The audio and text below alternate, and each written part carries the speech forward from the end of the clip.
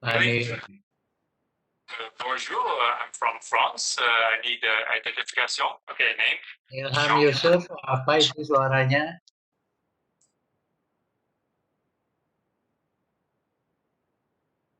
Oke, sore hari ini kita akan mulai dengan topik mengenai hipnotika sedativa.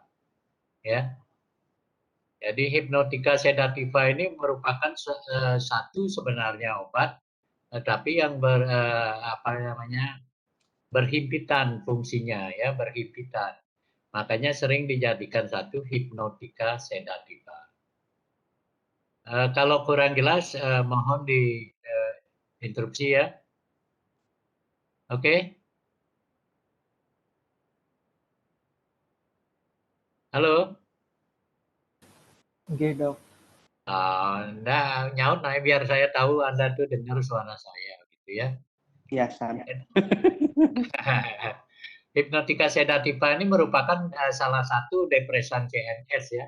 Jadi dia kerjanya di central nervous system. Itu semua banyak obat yang bisa bekerja di sana ya. Nah, kita soroti di sini yang berfungsi sebagai hipnotika sedativa aja. Itu banyak, ada antikonvulsi, ada anti emesis, ada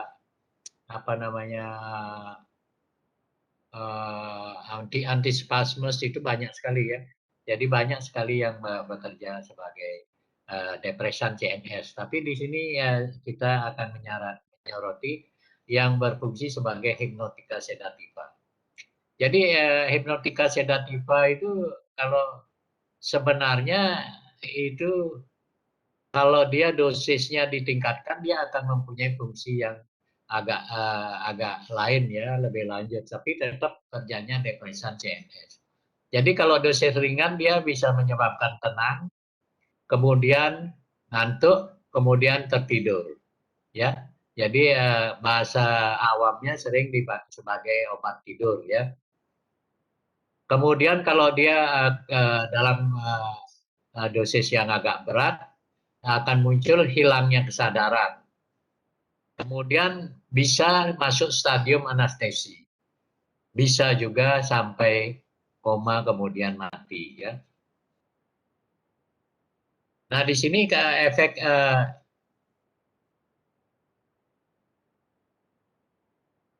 efek hipnotika sedativa itu sedatif itu kalau dalam dosis terapi ya, terapi untuk sedatif, itu dengan sendirinya dosisnya rendah sekali, nanti bisa dipelajari sendiri. Dosis terapi ya, efek terapi atau dosis terapi yang menimbulkan sedatif itu dia akan bekerja menekan aktivitas, ya, menekan aktivitas, kemudian menurunkan respon terhadap rangsangan, sehingga akan terjadi dia bisa menenangkan ya. Jadi menekan aktivitas terus respon terhadap rangsangan emosi, artinya rangsangan dari luar itu akan diturunkan, jadi ambangnya naik untuk rangsangan yang lebih besar, dia tetap merespon ya, tapi dia menurunkan respon terhadap rangsangan emosi kemudian menenangkan.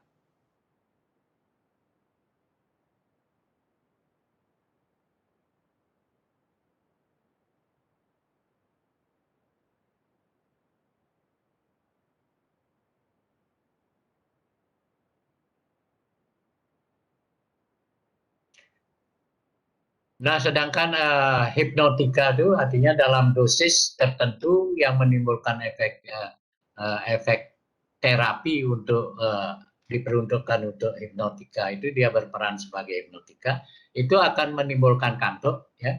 Jadi lewat lagi daripada tadi menenangkan, dia akan menimbulkan kantuk, kemudian mempermudah tidur dan mempertahankan tidur fisiologi yang lebih lama ya.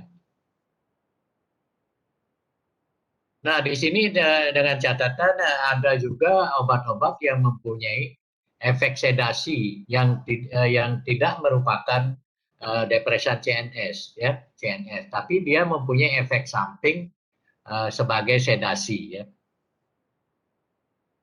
Di sini obat-obat golongan ini biasanya dia ditingkatkan dosisnya dari dosis terapi beberapa kali lipat, baru dia akan menimbulkan sedasi ya. Tetapi dia tidak sampai menginduksi anestesi. Jadi efek maksimalnya sedasi aja atau efek hipnotika ya. Jadi tidak sampai dia menimbulkan menginduksi anestesi. Itu obat-obat lain yang tidak tergolong ke dalam depresan CNS.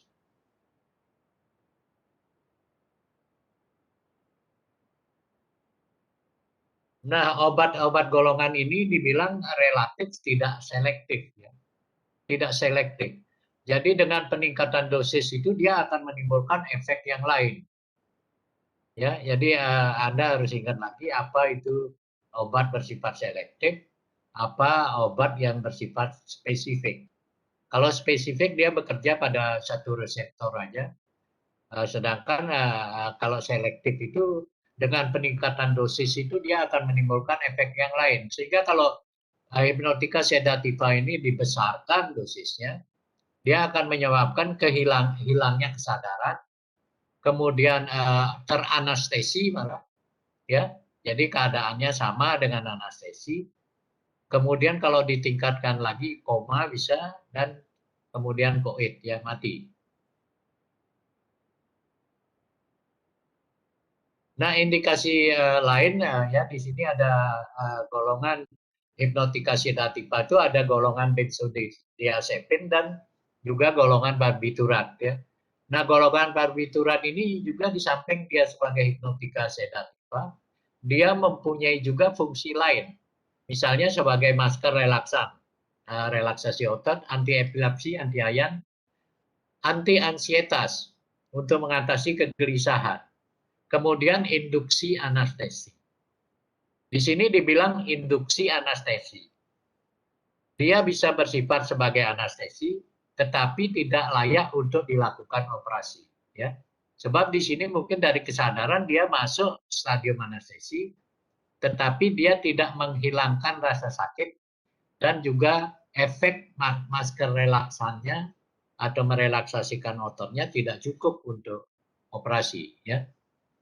Jadi golongan benzodiazepin ini biasanya untuk anestesi atau bius itu dia cuma menginduksi, kemudian akan dikombinasikan dengan golongan lain yang memang sifatnya sebagai anestetika. Bisa diterima? Halo? Bisa, Dok. Bisa, Dok. Hanya nyaut, nah biar saya tahu Anda udah tidur gitu loh.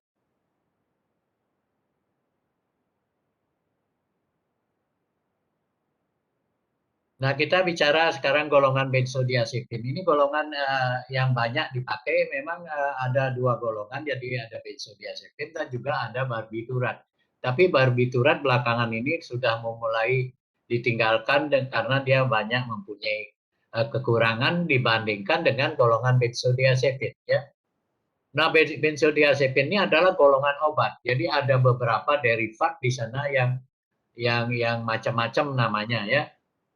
Jadi derivat benzodiazepin itu banyak sekali. Tetapi secara umum, secara kualitatif itu efeknya hampir sama. Jadi sifatnya sebagai hipnotika sedativa, ya. Tetapi di dalam secara kuantitatif, spektrum farmakodinamik dan farmakokinetiknya berbeda. Ya. Jadi apa penyerapannya, distribusinya, kemudian metabolismenya itu berbeda. Di samping juga efek yang dimunculkan itu berbeda, beda-beda tipis ya, secara kualitatif itu hampir sama sebagai hipnotika sedativa. Tetapi secara kuantitatif ya. Jadi kalau dilihat lebih ke dalam mengenai farmakodinamik dan farmakokinetiknya, itu antara derivat benzodiazepin itu akan ada perbedaan ya. Nah, di sini dipertegas lagi di dalam pembicaraan mengenai farmakodinamik ya. Jadi hampir semua derivat dari benzodiazepin ini merupakan hasil kerja pada CNS, ya. Jadi kebanyakan ya hampir semua ya kebanyakan bekerja pada CNS. Nah, dia pada jaringan periferi itu cuma akan menimbulkan vasodilatasi koroner. Itu pun di benzodiazepin tertentu aja, tidak semua ya yang diberi kalau diberikan secara intravena. Jadi vasodilatasi koroner. Jadi menyebabkan pembesaran atau dilatasi pembuluh darah. Dan blokade neuromuskuler. Itu kalau diberikan pada dosis yang cukup tinggi, ya. Blokade neuromuskuler. Makanya dia bisa juga bekerja sebagai masker relaksan, bisa mempunyai karena dia mempunyai sifat seperti anestesi, tapi dia tidak bisa dipakai sebagai anestesi, ya. Jadi makanya dia cuma menginduksi anestesi. Jadi kalau anestesi dia harus dikombinasi dengan obat lain.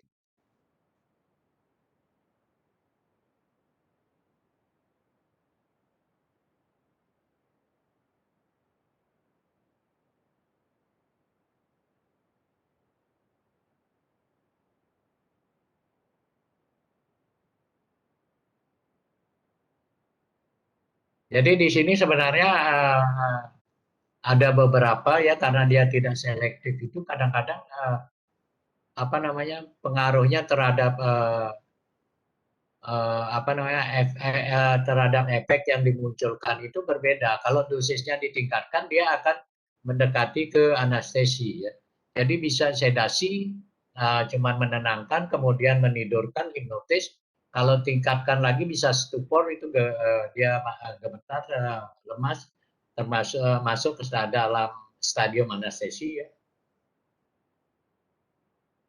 Tetapi kesadarannya masih ada. Jadi di sini dia bersifat sebagai anestesi, mungkin sudah tidak hero ya, tapi kalau itu ada rangsangan yang cukup kuat, dia masih ada kesadaran. Kemudian relaksasi otot, tapi relaksasi ototnya di sini kurang ya, jadi tidak bisa dipakai sebagai anestesi. Nah ini dia, kalau untuk anestesi umum dikombinasi dengan depresan CNS yang lain. Ya. Harus dikombinasikan, dia cuma menginduksi ya. Nah golongan benzodiazepin ini mempunyai profil farmakologi yang bervariasi. Jadi antar individu itu ada variasi. Antar spesies juga ada variasi. Jadi tidak bisa semua hewan dipakai obat yang sama. Pada hewan tertentu tidak bisa dipakai derivat tertentu. Kemudian pada hewan lain bisa dipakai derivat tertentu gitu ya. Beberapa dari golongan ini karena dia bersifat juga masker relaksan, maka dia bisa menginduksi hipotonia otot ya tanpa mengganggu gerak otot normal. Jadi koordinasi otot itu masih normal, hanya saja kekuatannya dia agak melemah ya, agak melemah. Jadi variasinya itu di sini antar spesies dia bervariasi, kemudian ada beberapa derivat yang bisa menimbulkan hipotonia otot ya. Kemudian efek relaksan diazepam ini paling kuat ini efek relaksannya diazepam ya. Ini yang dulu sering disalahgunakan untuk fly ya, diazepam itu efek masker relaksannya 10 kali dibandingkan dengan meprobamat. Jadi diazepam, meprobamat, lorazepam itu merupakan derivat daripada benzodiazepin ya. Jadi variasinya itu seperti ini. Dosis non sedatif klorazepam pada manusia sudah menimbulkan relaksasi otot ya. Jadi dosis non sedatif itu berarti kan rendah sekali dia dosisnya ya. Rendah sekali dosisnya, dia sudah bisa menimbulkan relaksasi otot untuk chlorasepam ya, chlorasepam. Sedangkan golongan benzodiazepin yang lain itu tidak bisa.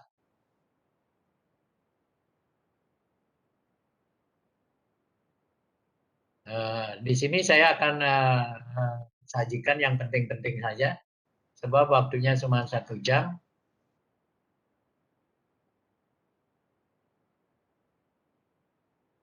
Nah ini dia ada derivat yang lain, chlorasepam, triasolon,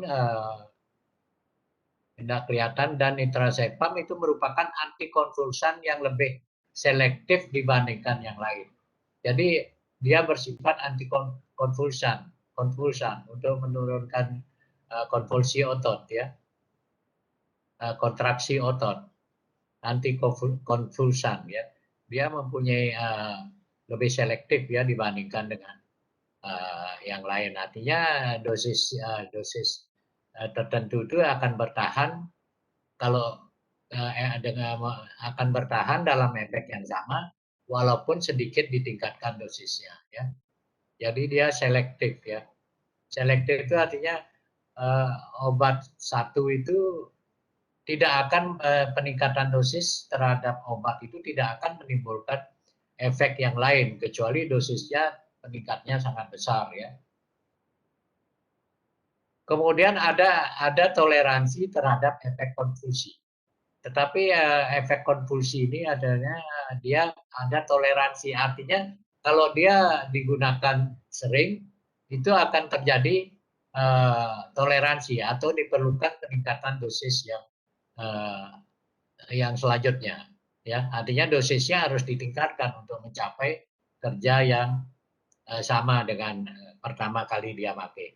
Ya, toleransi itu artinya kalau sering dia pakai itu akan diperlukan dosis yang lebih besar untuk menimbulkan efek yang sama. Nah, diazepam ini secara intravena pada hewan akan menimbulkan efek analgesik, ya. Sedangkan pada manusia tidak.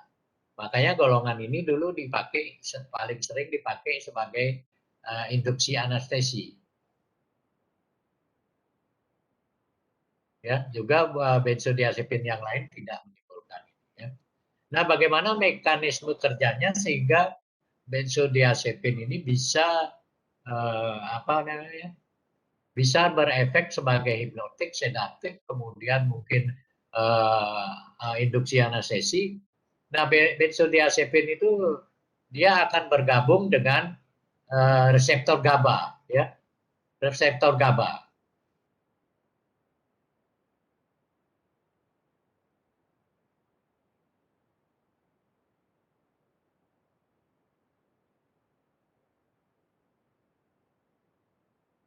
Jadi ini gambarnya benzodiazepin itu akan bergabung dengan reseptor GABA dia, ya. Dia akan bergabung dengan reseptor GABA sehingga membentuk kompleks ya, kompleks yang disebut klorida ionophore kompleks ya. Jadi benzodiazepin ini akan bergabung dengan reseptor GABA, dia akan membentuk klorida ionophore kompleks. Nah, di sini disebut klorida ionophore kompleks karena dia akan menyebabkan kanal atau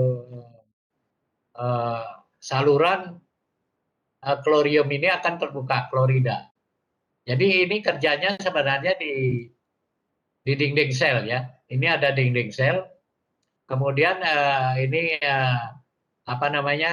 bersifat dia dinding sel ini bersifat impermeable ya, tidak permeable terhadap klorida. Jadi klorida tidak bisa keluar masuk. Jadi dengan bergabungnya benzodiazepin ini, dia akan membentuk kompleks dengan dengan GABA dan reseptor GABA. Dia akan membuka kanal di sini, kanal sehingga klor ini atau Cl ini bisa keluar, bisa masuk ke dalam sel. Jadi kanal Cl terbuka, dia masuk ke dalam sel sehingga potensial elektrik di dalam sel itu akan meningkat. ya, meningkat. Sehingga tidak terjadi beda potensial yang tinggi antara di luar dengan di dalam ya. Potensial elektrik di dalam akan meningkat. Nah, itu akan menyebabkan sel yang sudah kena benzodiazepin ini kemudian membentuk klorida ionofor kompleks, kemudian membuka kanal Cl ini akan menjadi sulit tereksitasi atau sulit distimuli, ya, sulit dirangsang. Ya. Jadi dia rangsangan itu tidak memberikan respon. Ya. Jadi itu gininya cara kerjanya. Jadi Anda bisa buka lagi di sini bahwa benzodiazepin ini ada reseptor GABA. Di sini dia akan bergabung dengan reseptor GABA ya, membentuk klorida ionofor kompleks ya. Jadi sehingga kanal daripada Cl ini bisa terbuka. Akibatnya beda potensial antara luar dan dalam tidak begitu tinggi. Jadi potensial elektriknya itu menjadi menurun ya. Nah, itu menyebabkan ini sulit tereksitasi atau sulit distimuli, sulit mengantarkan impuls ya. Untuk lebih telitinya atau lebih cermatnya Anda baca, Anda bisa cari di Google ya.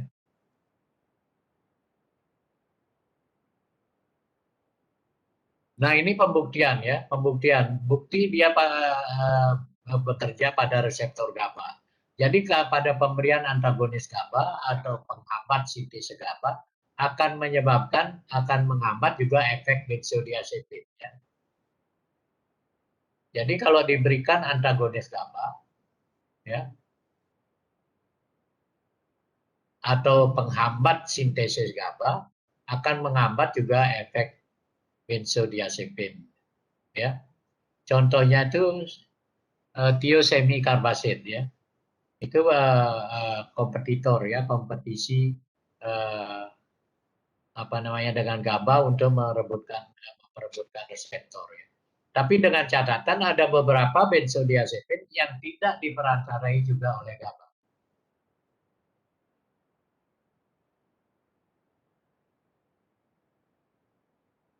Ya, ada beberapa benzodiazepin yang bekerja juga tidak diperantari oleh GABA. Jadi penghambatan oleh antagonis reseptor adenosin justru dia akan menimbulkan efek.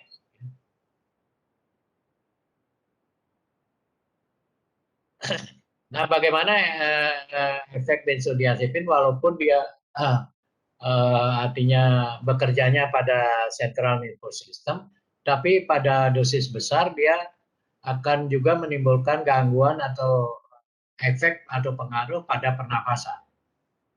Jadi efek pada pernapasan itu sangat kecil ya, minim ya. Diazepam dan midazolam dosis pra-anestesi, jadi gede sekali dosisnya ya. Jadi diazepam dan midazolam itu derivat daripada benzodiazepin. Dalam dosis pre-anestesi, artinya dosis besar sekali. Ya, untuk menimbulkan anestesi kan diperlukan dosis besar. Jadi pre-anestesi dia akan menepres ventilasi alveolar.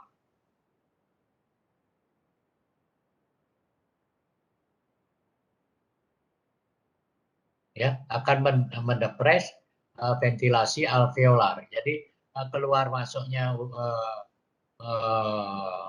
udara di paru-paru atau di alveoli itu akan didepres ya, dihalangi atau diperlambat, dihambat ya. Jadi ventilasi alveolar ini akan terdepres.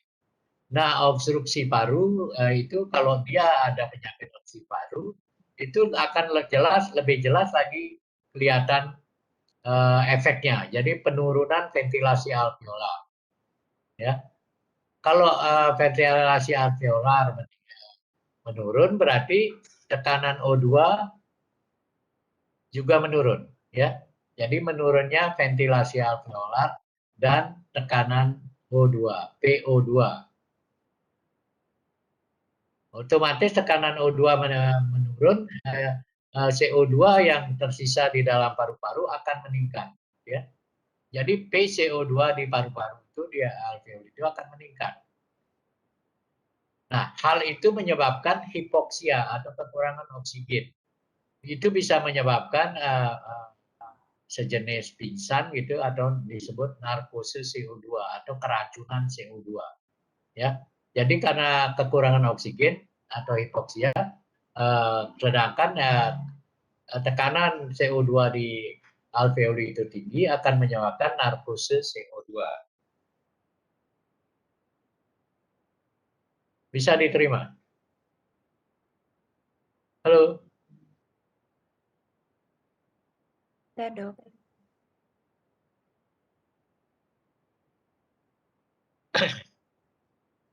Oke, kita lanjut.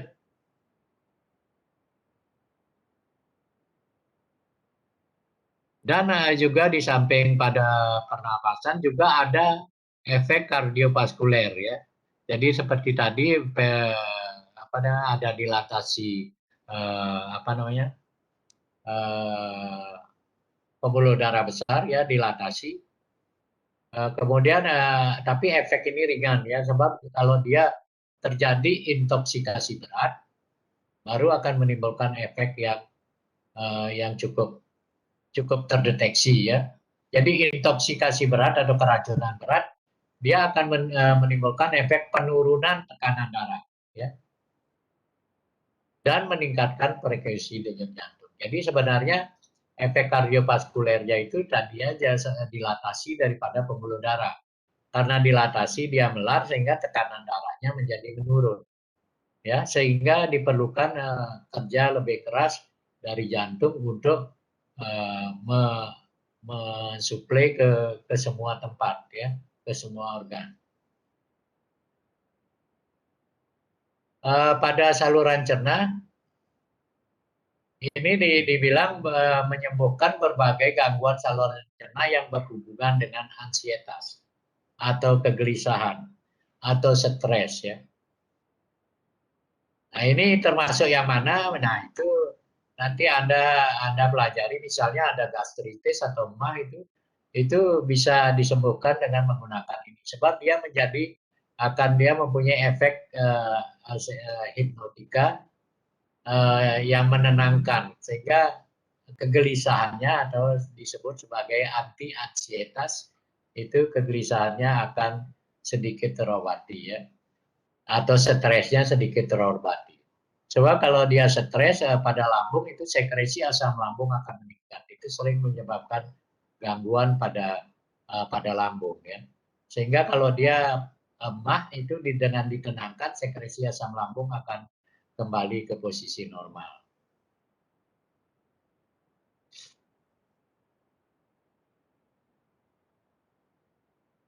Nah, bagaimana farmakokinetiknya, ya, farmakokinetiknya. Jadi bagaimana nasibnya obat itu setelah diabsorpsi atau setelah diberikan oral atau setelah diinjeksi atau setelah di parenteral, ya, baik intravena, intramuskuler, ya. Semua diabsorpsi secara sempurna, ya.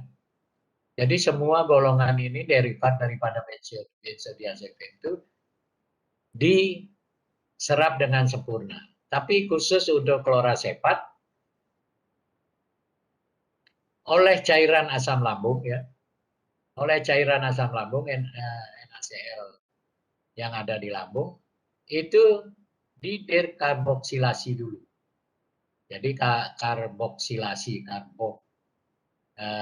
unsur C-nya mungkin dirubah sehingga menjadi nordazepam, ya. Jadi klorazepat ini sebelum dia diabsorpsi oleh asam lambung didekarboksilasi menjadi nordazepam atau desmetil diazepam, ya. Jadi sebelum diabsorpsi oleh asam lambung dia akan dirubah dulu.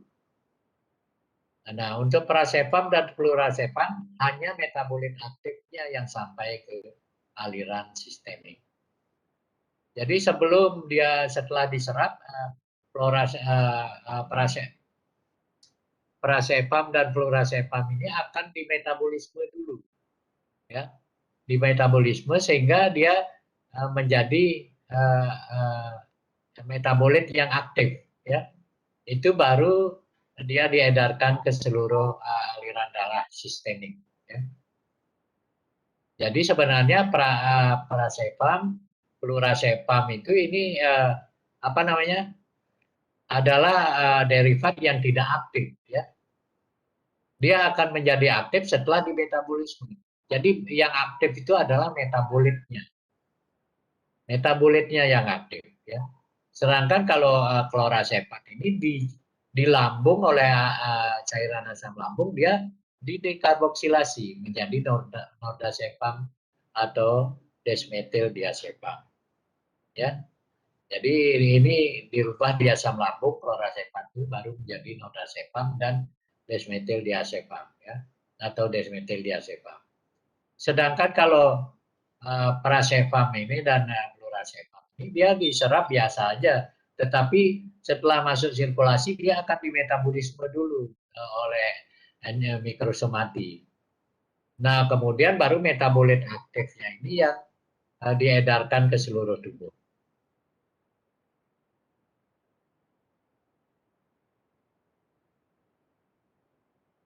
Kemudian pada penggunaan pada ibu hamil atau yang sedang menyusui, penggunaan golongan benzodiazepin ini harus hati-hati, ya. Kenapa? Karena dia dapat melewati sawar uri. Jadi barrier yang ada pada plasenta dia bisa lewat dan diekspresikan lewat ASI. Sehingga pada induk yang menyusui dan juga induk yang sedang pregnan hamil itu harus dihindari sedapat mungkin, ya. Kalaupun itu harus menggunakan harus hati-hati, ya. Nah, metabolisme yang terjadi artinya sebenarnya semua obat yang masuk akan dimetabolisme di hati oleh enzim mikrosom hati, ya. Jadi dengan cara ada desalkilasi, ada hidrolisis, kemudian dia akan dikonjugasikan dengan zat tertentu sehingga dia menjadi inaktif. Jadi hampir semua obat sebenarnya metabolismenya oleh mikrosomati dan prosesnya adalah desalkilasi, hidroksilasi, dan konjugasi.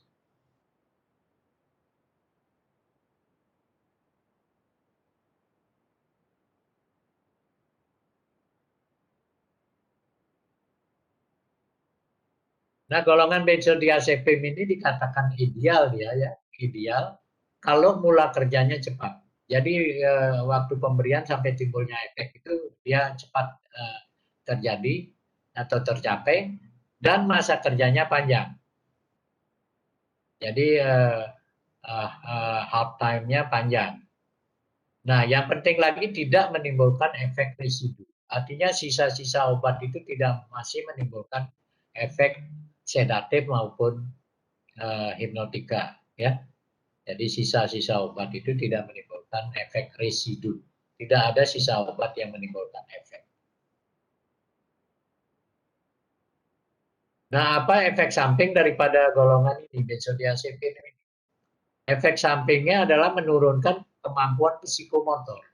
Jadi kalau Anda mengendara motor itu psikomotornya itu akan terganggu. Jadi kurang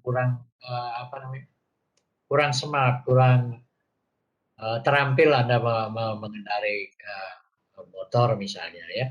Untuk mengerjakan sesuatu juga Anda menjadi kurang terampil karena kemampuan psikomotor itu agak menurun, ya. Interaksi dengan metanol menimbulkan depresi berat, ya. Jadi hati-hati obat ini tidak boleh dicampur dengan alkohol, baik itu metanol atau butanol atau dan lain sebagainya. Golongan alkohol tidak boleh sebab dia akan menyebabkan depresi berat, ya. Depresi dari CNS maksudnya, ya. Kemudian ada mual, muntah, diare dan lain-lain. Nah, ada gejala putus obat. Jadi golongan hipnotika sedativa ini hampir semua mempunyai gejala putus obat. Jadi ada perasaan yang tidak enak atau kurang nyaman kalau dia obat itu diputus ya. Sehingga dia sering menimbulkan adiksi. Ya, adiksi atau ketagihan ya. Oh, penyalahgunaan akan menyebabkan adiksi. Ini udah ada. Ya, jadi adiksi.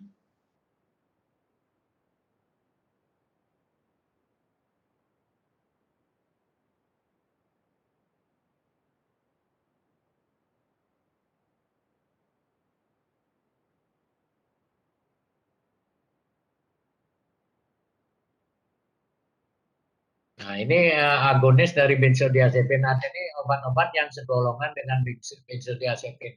Ada plurasepam, ada lorazepam, ada temazepam, banyak sepam am di sana ya, triazolam ya. Nanti di buku bisa Anda lihat. Itu kalau saya pakai buku itu pada dasarnya sekali adalah farmakologi dan terapi ya, buku dari Universitas Indonesia ya. Jadi buku untuk manusia ya. Itu judulnya farmakologi dan terapi. Ya, kakak kelas Anda banyak dulu yang sudah punya ini, dia beli sendiri. Jadi di sana semua ini ada, kemudian ditambahkan sedikit-sedikit dari luar ya. Jadi pada pokoknya buku yang dipakai adalah farmakologi dan terapi ya. Nah, di sini apabila terjadi intoksikasi, baik itu penyalahgunaan misalnya, atau dia overdosis, atau ketidaksengajaan sehingga terjadi konsumsi atau penggunaan benzodiazepin ini yang berlebihan, dia akan menimbulkan akan menimbulkan intoksikasi atau keracunan ya, keracunan. Maka di sini disediakan ada flumazenil namanya ya. Flumazenil itu merupakan antidot daripada benzodiazepin atau penawar daripada benzodiazepin, antidotnya. Jadi dia bekerja pada secara kompetitif di tempat ikatan dengan reseptor benzodiazepin. Ya. Jadi di tempat ini kompetitif, jadi mengikat reseptor sehingga ikatan antara benzodiazepin dengan reseptor itu menjadi berkurang ya, atau di kompetisi direbut oleh flumazenil ya.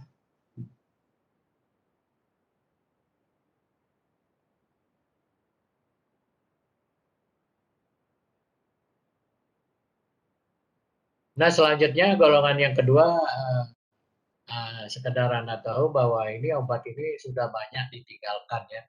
Kalau dulu mungkin golongan waktu angkatan saya masih mahasiswa, obat ini banyak digunakan ya, karena benzodiazepin itu masih sebatas digunakan pada manusia ya. Pada manusia, tapi golongan barbiturat ini banyak digunakan pada hewan.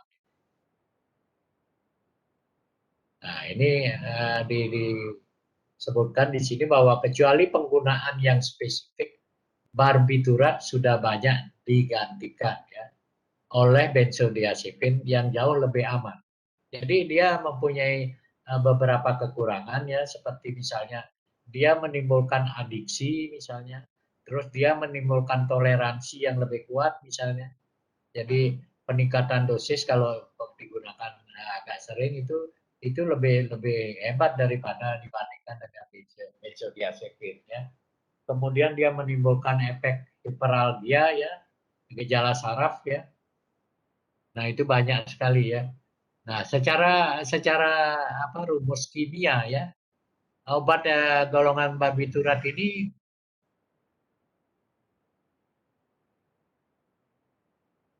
dia bisa dirubah farmakokinetiknya ya. Farmakokinetiknya dengan penggantian unsur O ya. Nanti pada buku ini ada bagaimana rumus bangunnya dia. Ada unsur O pada atom C di posisi 2 ya. Itu diganti dengan unsur S, sulfur ya. Seperti tiobarbiturat misalnya ya. Itu akan meningkatkan kelarutannya dalam lemak sehingga dia menyebabkan penurunan mula kerja dan lama kerja. Sebab dia lebih gampang larut ya. Meningkatkan metabolisme dan ikatan terhadap protein ya, meningkatkan metabolisme dan ikatan terhadap protein. Serta kadang meningkatkan efek hipnotika. Jadi dengan penggantian unsur O pada posisi C2 itu akan menimbulkan efek yang berubah ya. Itu golongan barbiturat ya. Nah, efeknya barbiturat ini pada CNS itu semua tingkat depresi itu bisa terjadi ya. Semua bisa terjadi. Jadi termasuk anestesi. Makanya golongan ini dulu sebelum ada obat anestesi yang aman, golongan ini dulu dipakai sebagai obat anestesi ya. Pentotal itu phenobarbital itu dulu dipakai sebagai obat anestesi. Jadi derivat ini biasanya al-al ya. Kalau tadi am-am, diazepam, lorazepam itu ya. Efek anti ansietas berhubungan dengan tingkat sedasi ya. Jadi efek ansietas itu sejalan dia dengan efek sedasi ya. Efek sedasi itu ditingkatkan lagi, maka efek ansietasnya juga akan meningkat ya. Menurunkan respon terhadap rangsangan luar ya. Jadi hati-hati penggunaan untuk yang memerlukan keterampilan atau akurasi yang tinggi, jangan minum obat ini ya. Efek anestesi umum diperlihatkan oleh tiobarbital dan beberapa oksibarbital ya. Jadi seperti saya ceritakan tadi bahwa golongan ini dulunya sering dipakai sebagai anestesi ya. Termasuk sewaktu saya masih mahasiswa itu golongan ini dipakai sebagai anestesi ya. Efek antikonvulsan oleh barbiturat dengan limafenil ya. Jadi barbiturat itu ada yang unsurnya limafenil ya, nanti bisa dilihat. Itu saya tidak tampilkan rumus bangunnya di sini. Yang limafenil itu apa aja? Contohnya fenobarbital, kemudian mefobarbital itu limafenil. Jadi atom C-nya tadi itu berikatan dengan fenil ya, pada atom C nomor 5 ya, limafenil ya. Tidak menghilangkan nyeri tanpa hilang kesadaran. Jadi obat ini kalau dia dosis kecil tidak menghilangkan nyeri selama dia belum sampai dosis besar ya untuk menghilangkan kesadaran. Jadi dia cuma menurunkan 20% dari ambang nyeri. Meningkatkan ya. Jadi nyerinya itu bertambah 20%, dia baru merasakan nyeri ya. Jadi meningkatkan 20% dari ambang nyeri. Nah ini toleransi ya, toleransi pada golongan barbiturat itu sangat tinggi ya. Dia toleransi dapat secara farmakodinamik maupun secara farmakokinetik. Ya, jadi farmakodinamiknya kerjanya juga di farmakokinetiknya. Jadi penyerapan, distribusi itu dipengaruhi dan bisa menimbulkan toleransi, artinya peningkatan dosis ya. Toleransi sedasi dan hipnotik lebih segera dan lebih kuat dibanding antikonvulsan. Ya, terutama toleransi terhadap efek sedasi maupun hipnotik itu lebih cepat terjadi toleransi dibandingkan dengan efek antikonvulsannya. Ya.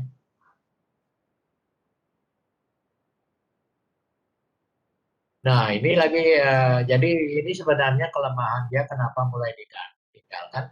Toleransi silang dapat terjadi dengan depresian CNS yang lain. Jadi kalau dulu di dalam operasi dia dikombinasikan dengan CNS yang lain, nah itu dapat menimbulkan toleransi silang. Ya. Jadi artinya obat golongan lain bisa meningkatkan toleransi terhadap barbiturat ini. Sedangkan juga barbiturat bisa meningkatkan toleransi terhadap obat yang lain, ya.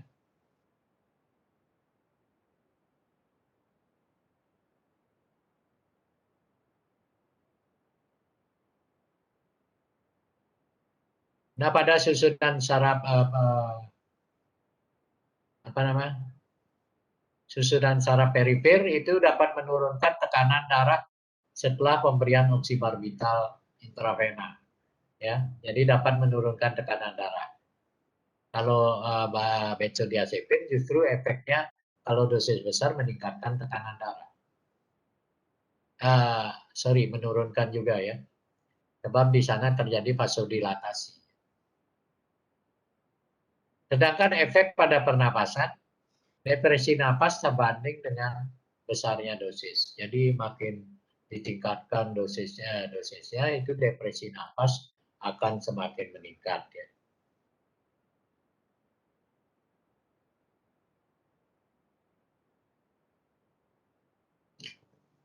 Nah, ini pada dosis sedatif itu dosis yang paling kecil sekali yang menimbulkan efek tenang itu dia tidak ada pengaruh. Sedangkan kalau ditingkatkan sampai dosis hipnotik yang menyebabkan tidur, dia akan terjadi penurunan frekuensi dan amplitudo dan sedikit ventilasi alveoli ya. Jadi menurunkan frekuensi napas juga amplitudo. Frekuensi itu banyaknya kali napas per menit. Sedangkan amplitudo itu adalah kedalaman dia di dalam mengambil napas. Ya, amplitudo. Ada lagi ritme ya.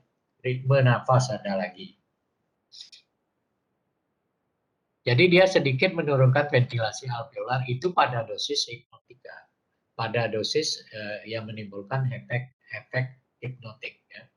Pemberian oral dosis tinggi atau intravena secara cepat menyebabkan depresi napas berat. Ya. Nah, beda dengan benzodiazepin, ini gangguan pernapasan bisa disebabkan oleh. Jadi kalau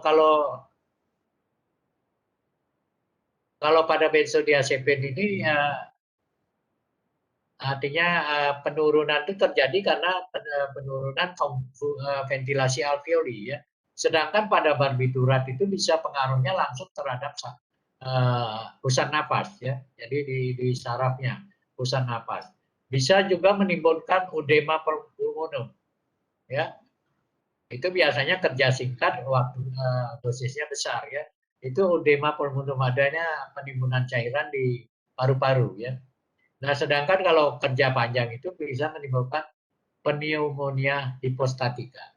Jadi pneumonia ya radang daripada paru yang menyebabkan tekanan oksigen di sana menurun ya. Dia juga bisa mempengaruhi nervus vagus sehingga efeknya itu bukan cuma di nafas, kemungkinan nervus vagus itu juga bisa ke jantung dan juga bisa ke lambung. Jadi inervasi daripada nervus vagus itu bisa ke lambung, ke jantung juga ya. Nah, intoksikasi keracunan itu kepekaan medula oblongata menurun ya, sehingga pusat pernapasan itu sulit menyesuaikan ya.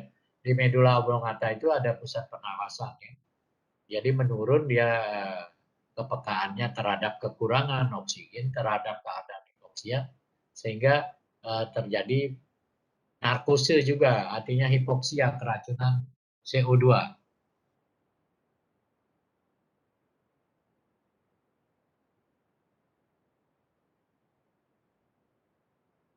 Ada beberapa di sini pada ini, kalau pada benzodiazepin itu tidak ada pengaruh kemana-mana, di perifer itu cuma sistem kardiovaskuler yang dipengaruhi, sedangkan pada barbiturat ini ada yang ke saluran cerna, ke hati, kemudian juga ke ginjal ya. Jadi di kardiovaskuler tadi udah diceritakan sedikit, kemudian di saluran cerna ini oksibarbituratnya akan menurunkan tonus otot usus dan amplitudonya. Jadi kekuatan kontraksi atau peristaltik itu akan diturunkan, ya.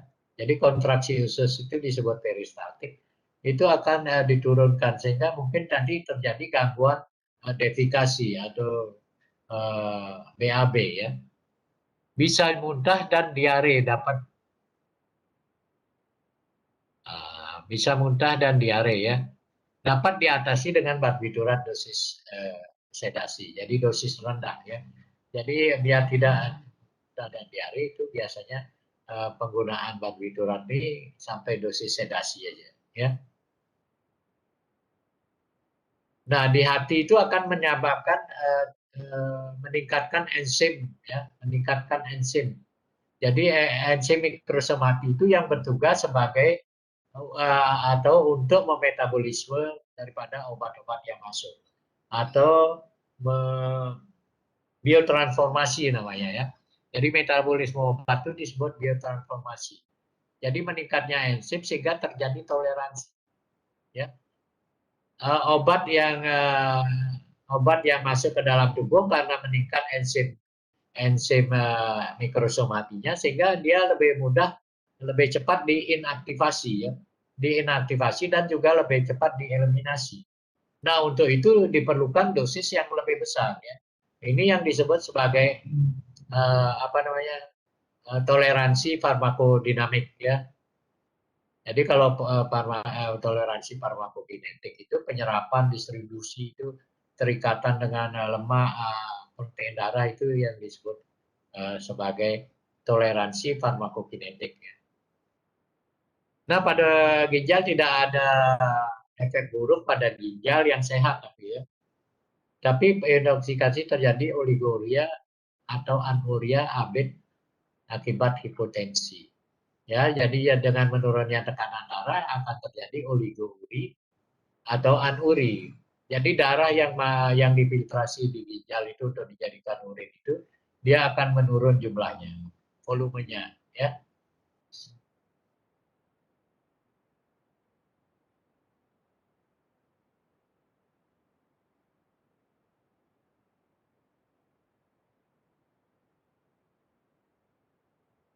Nah, absorpsi golongan ini cepat dan sempurna ya. Mula kerjanya itu 10 sampai 60 menit. Tetapi dia dihambat oleh adanya makanan di lambung. Jadi dia kalau ada makanan di lambung, otomatis penyerapan yang terjadi di usus atau penyerapan yang dominan itu akan diperlambat ya, diperlambat karena ada makanan di lambung ya. Jadi yang lain ini cukup Anda baca aja ya, karena waktunya juga sudah pas 1 jam ini. Sebenarnya 45 menit ya. Oke, dengan demikian saya akhiri pertemuan hari ini. Kalau ada pertanyaan itu bisa dilakukan via WA ya, chatting via WA. Oke, partisipan yang ikut bergabung di sini 122. Oke, terima kasih atas perhatiannya. Selamat sore. Untuk kuliah selanjutnya nanti tolong di